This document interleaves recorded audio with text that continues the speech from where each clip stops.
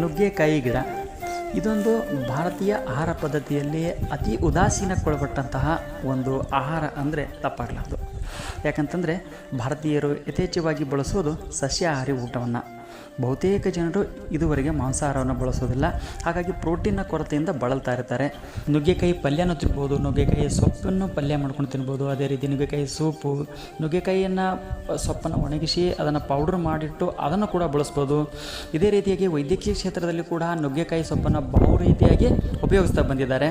ನುಗ್ಗೆಯಲ್ಲಿ vitamin C, vitamin A, calcium, ಕಬ್ಬಿಣದ ಅಂಶ, ಅದೇ ರೀತಿಯಾಗಿ ಯಥೇಚ್ಛವಾಗಿ ಪ್ರೋಟೀನ್ ಇರುವುದರಿಂದ ಇದನ್ನು ಸೇವಿಸುವುದರಿಂದ ರೋಗ ನಿರೋಧಕ ಶಕ್ತಿ ಹೆಚ್ಚಾಗುತ್ತದೆ, ಕಣ್ಣಿನ ದೃಷ್ಟಿ ಡೆವಲಪ್ ಆಗುತ್ತದೆ. ಅದೇ ರೀತಿಯಾಗಿ ಮೂಳೆಗಳ ಆರೋಗ್ಯ ಚೆನ್ನಾಗಿರುತ್ತದೆ.